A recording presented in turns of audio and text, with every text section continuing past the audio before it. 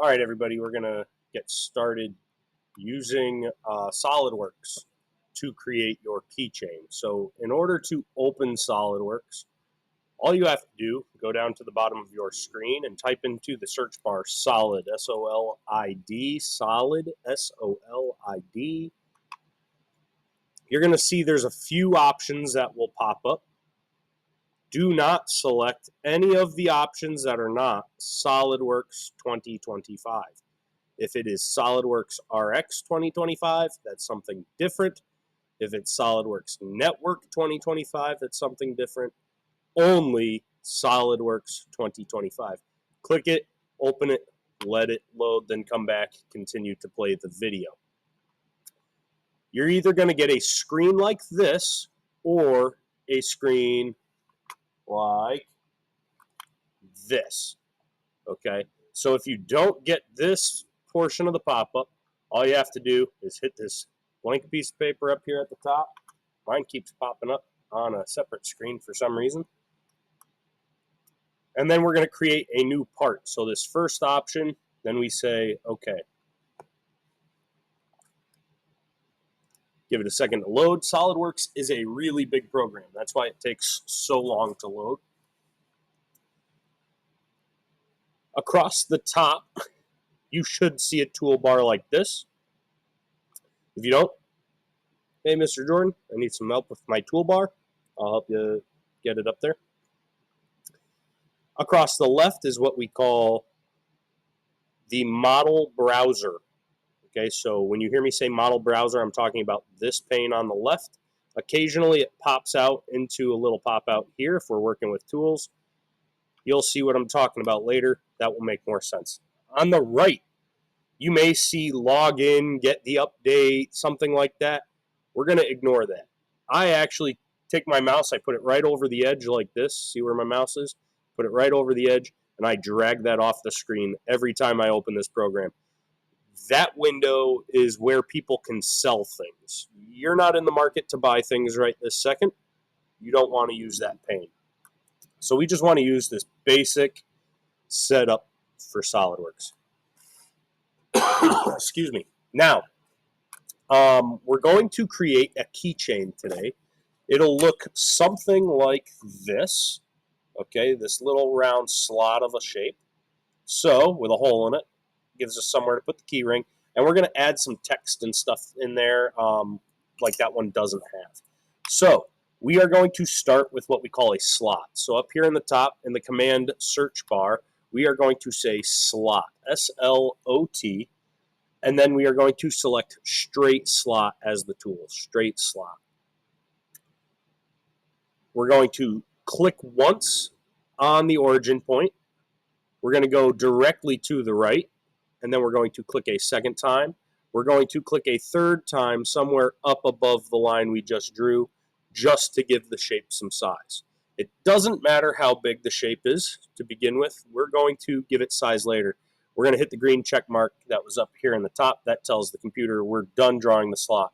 I can scroll in and out to wherever the mouse is located using the scroll wheel on the mouse. So I'm going to try to square it up right in the center so that we can get a good look at it. Up at the top, we're going to say Smart Dimension. And I'm going to create a dimension that goes from the top of the part to the bottom of the part. So I'm going to click the top line, and then I'm going to click the bottom line. Oh, I did it backwards. And then the third click needs to be, where do I want to see the dimension? I want to see it over there. Okay. And now the dimension is going to open up. It's going to tell me, hey, we're going to draw in millimeters. And that's my first cue that, like, oh, hey, I don't live somewhere where we don't measure in inches. So I want to switch this to inches. So I'm going to close that dimension. I'm going to go to the bottom where it says custom. It might say MMGS, but I'm going to switch it to IPS for inches, pounds, and seconds. Okay. You're going to notice that everything went gray. That's because it left the sketch automatically to do that. So you just right-click Sketch 1 and say Edit Sketch, and it'll let you right back in it. And now we see everything back the way we did before. We're going to double-click the dimension, and that will bring that pop-up back that was there before. And now that it's in inches, we want to say it's 1 1/4, so 1.25 inches. Once you have that in there, you can put the green check mark on it, and it will adjust its size automatically for you. Now we're going to create a second smart dimension. This smart dimension should be a lot easier because it's just going to be the length of that inside line, and that is going to be 0.875. And we can hit the green check mark. Green check mark. And bada bing, bada boom, now we have a part. Notice how all the lines changed from blue to black. And that's because this part is now fully defined. If it was blue, I could change the sizes and that kind of thing. But like this part, now that it's black, I can't drag it around. It lives in one spot in space of my machine.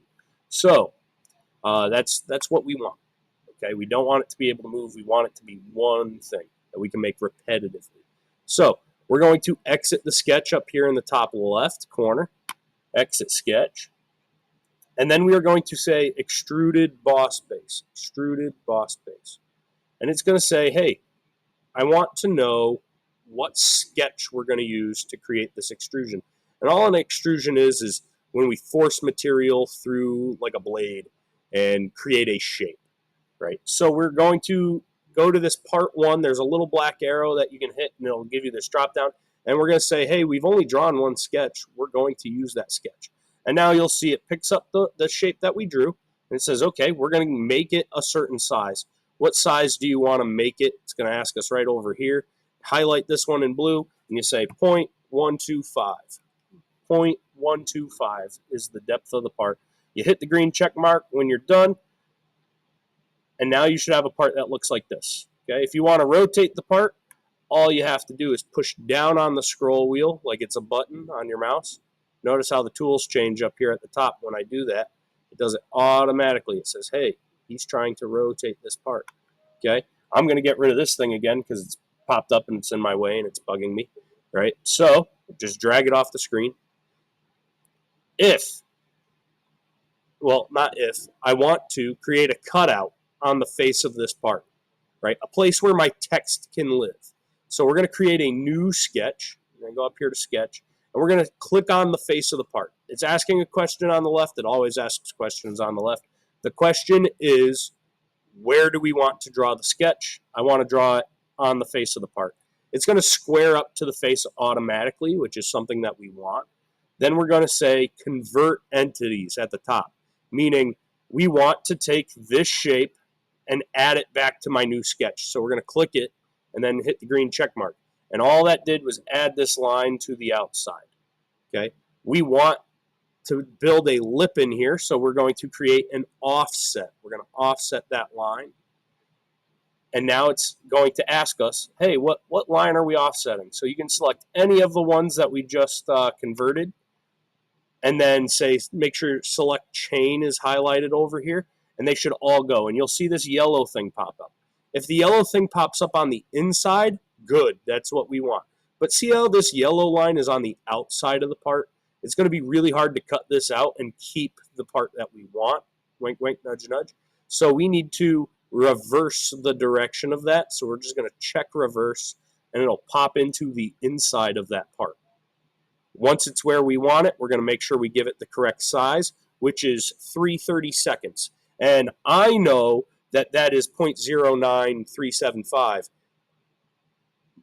I'm guessing most freshmen in high school don't know that 3/32 is 0.09375. But, I know that. If you don't, that's fine. You just type the number into SolidWorks the way you know it. You say, okay, it's 3/32, 3/32, 3/32.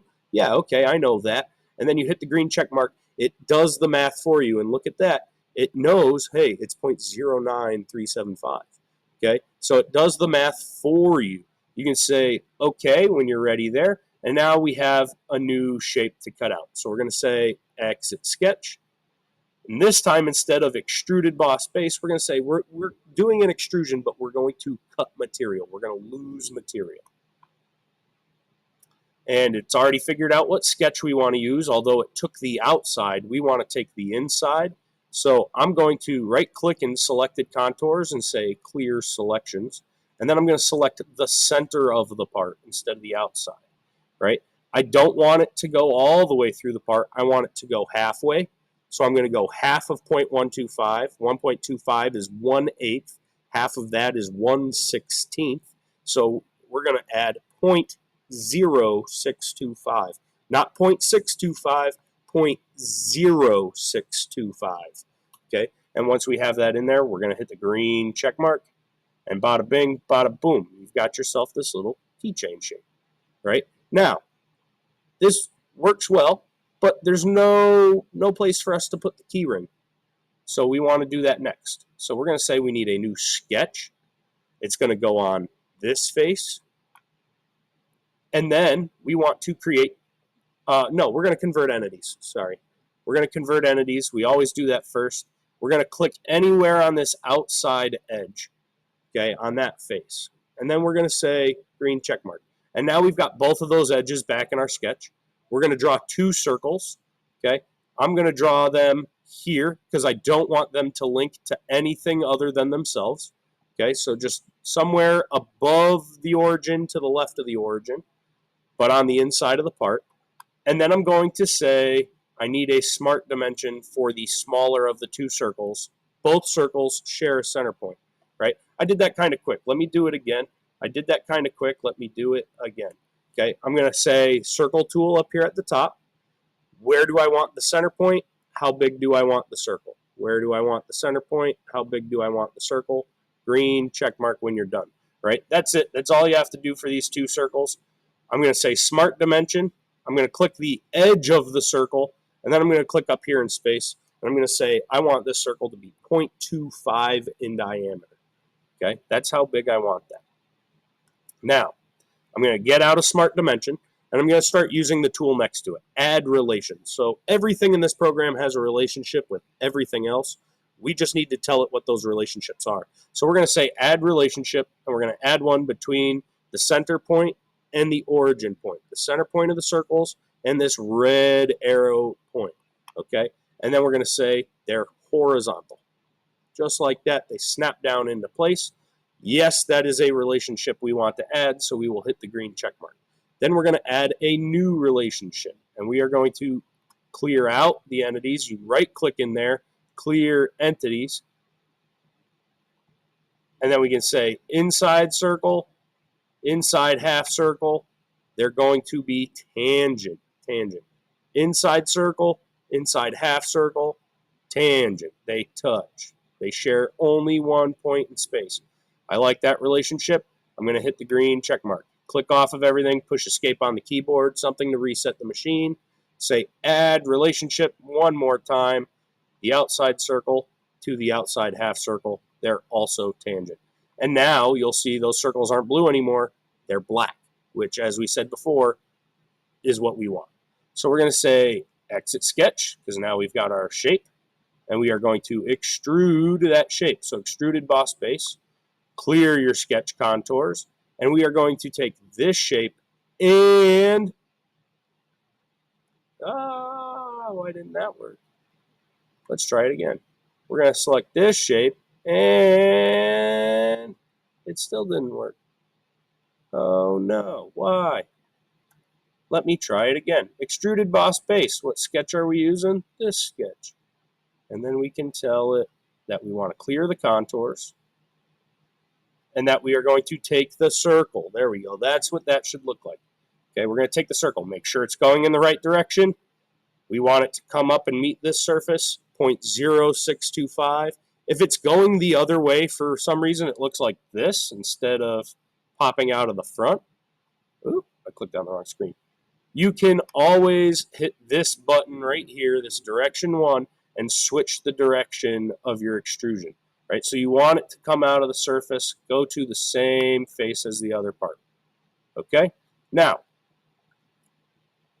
we're not going to create a sketch. We are going to create one more extrusion. This one's going to be a cut. This way we can put a hole in here in that smaller circle. So we're going to say extruded cut. It's going to ask, hey, what sketch do you want to use? And we are going to say we want to use the sketch that we used for that boss extrude that we just created.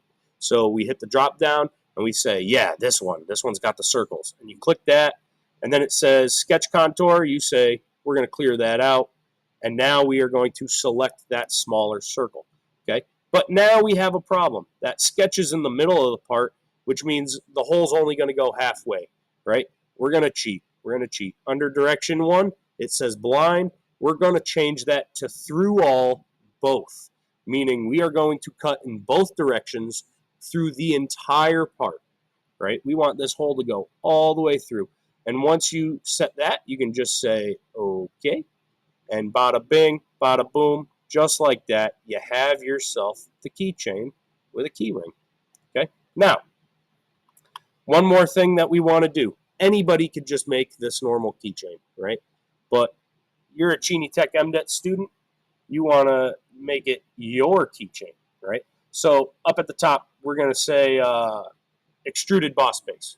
And it's going to ask you, hey, what sketch are we going to use? And you're going to say, well, we haven't drawn it yet, but we are going to on this face, right? So you click this face, and now it's going to let you use more tools. Up at the top in the tool search bar, I'm going to type text, okay? And what I want you to do is put your name on this thing, okay? Or something important to you, right? But when you type your text, I want you to be aware of 2 things. You need to use all capital letters. 3D printers do not like lowercase letters, especially small lowercase letters. So you need to use all uppercase letters. So my name's John Jordan, okay? Maybe I bold them because I want them to be a little bit bigger, okay? You got to highlight it, Mr. Jordan. Should have known better than that, right? So see how the letters get a little thicker? That's going to help a lot. I might turn off use document font, and I might find a font I like. I would not use anything that's like super fancy. The 3D printer is not going to print it, okay? That's what happened with this keychain. I'll show it to you in class 2, but it's blank. Somebody put their text in here. It was not a good size, and it was in a weird font. The printer just went, I'm not going to do that. I'm going to leave it out, right? Which is not what you want. So you want something that looks normal. I highly recommend using what's the one that starts with a T that we use all the time? Or like Arial or something basic, which, I mean, is not what you want to hear sometimes. But they work really well. And I would try to use a font that's at least 20 points. At least 20 points, okay? If you can't, you got to fit something smaller, use something smaller. But this is guaranteed to like work and come out the way it looks. Okay, once you get your text, you can click around to find where you want it. Okay, and you find a spot you like, and I say like, okay, I like it there. Once I'm done, I can hit the green check mark and say exit sketch. And it knows already that I'm trying to extrude that sketch because we started with the extrusion. And so now it says, well, how far are we going to go? And I'm going to give it that distance. I'm going to say green check mark. And there you go. Now you have a keychain for somebody named John Jordan, right? Now, super important. We are going to save this file. You're going to say file, save, file, save. You're going to get a pop-up like this, okay? Make sure if you have this cloud space available to you, the OneDrive, you should save absolutely everything in your OneDrive. If you don't, save it somewhere you're going to remember where it's at, right? Don't just plop it on the desktop. Go documents, create a folder for you, right? Like see how I go to documents and I have my own folder. So you can say documents, your folder, MDET folder, whatever it is, save your work in there. Somewhere you're going to remember. And name your work something you're going to remember so it's easier to find, right? So I always name my keychain with my name, Mr. Jordan, and then underscore keychain, right? You don't have to name it that way, but name it something that, like, I'm going to know whose it is, right? Super important that way. And then push save. I'm going to push cancel, but you will push save. And so once you have that SolidWorks file, you're going to say File, Save As. So we're going to save it a second time, but we're going to save as this time. We're going to find a place where we can store it, where we can keep it, and we are going to rename it. We're going to name it your name underscore keychain. And we are going to change this save as type. Super important. Okay, we are going to change it to something that the 3D printers can read. So we are going to change it to an STL. Okay, and then this you are going to save. That file needs to go in the Google Classroom. The computer is going to ask you, hey, can we change the formatting on this a little bit? You're going to say yes. In reality, STL's thinking triangles. So it's really just telling you, hey, you're going to have 2,400 of these triangles. You're going to be like, yeah, that's fine. That works. And you're still going to get your part, right? When you upload the STL file for that keychain, one of the seniors is going to help me print. One of the seniors is going to help me print your keychains overnight tonight. Okay, so when you come back tomorrow, hopefully we will have them ready for you. Worst case scenario, we'll have them done end of the day because the printer does not take long to do a class full. You want to have these done by the end of the day today. That's kind of the game plan. It should be very easy for you to do those by the end of the day today.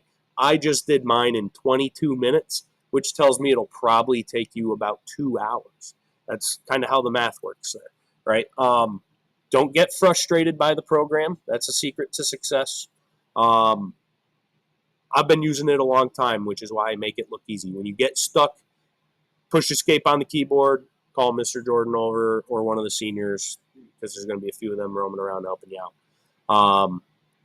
Yeah, so have some fun. Enjoy creating a keychain. If you want to add other things to this, you can add other things to it. People have added like basketballs or hammers or like all kinds of stuff. So you can add like a drawing of whatever. And as long as you extrude it, it'll come out on the 3D printer. So that's what I got for you today. And good luck. We'll see you in a little bit.